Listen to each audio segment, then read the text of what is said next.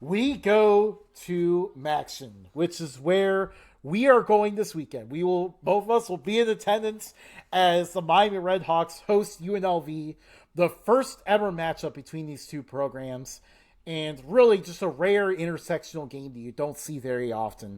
Miami needs to get a win on the board. They're 0-2, but lost to two Big Ten teams.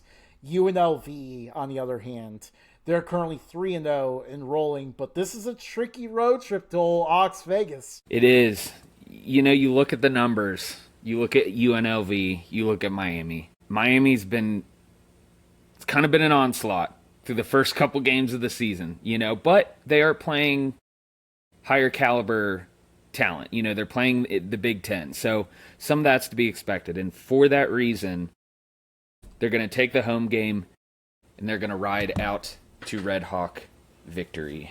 Hey, I love it. I love it. You had it ready. Well, you know what? We are going to get to visit an athlete that is on UNLV. So, I gotta go with the Rebels in this one to keep their undefeated season going.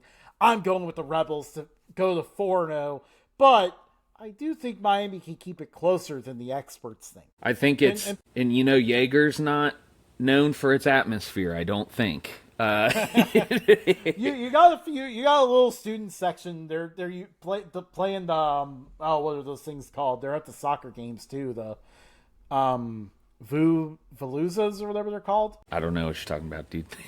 I don't know. They're like the little horns, and they do them throughout the game, like even when the play is going on. So you got that for a little bit of atmosphere. Got to keep them on their toes. I think it's gonna be decently packed. I think. So yeah, that will be a fun one to watch. Definitely, we are excited to be there. Early kickoff for UNLV. You never know what can happen. We move to the Mountain West. Colorado State versus UTSA. This one definitely is two teams that have kind of been all over the map a little bit. Colorado State looked great in their opener. They pushed Washington till about the third quarter. So like they gave Washington a tough time, and then they followed it up by needing an absolute miracle, and definition of miracle really depends on which fan base you ask here. Like to beat Northern Colorado. So they looked good and then shaky at the same time. And now you may even have a quarterback controversy. They take on UTSA, a team that has an electric offense and is really struggling on defense. Who do you think takes this one? I went with UTSA on this one. I think with how they're playing, with kind of the offensive prowess that they have compared to Colorado State, I see them taking the win here. They're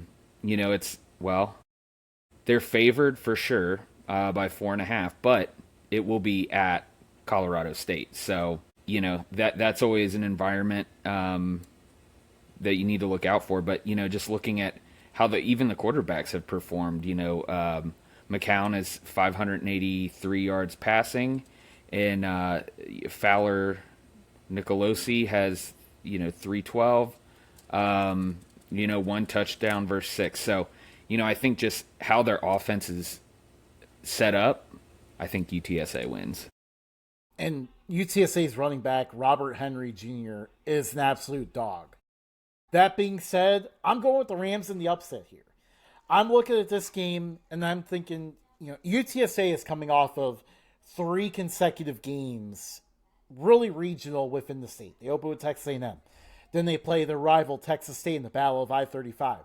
Then they play Incarnate Word from the same city, which actually after driving through it, a few months back, I realized that Incarnate Word's actually closer to the Alamo Dome in location than UTSA is. But you have all 3 of those, and then you're about to enter conference play. I've had this one identified since the offseason as a potential trap game for the Roadrunners, especially with Colorado State coming off a bye. I'm going with the Rams in this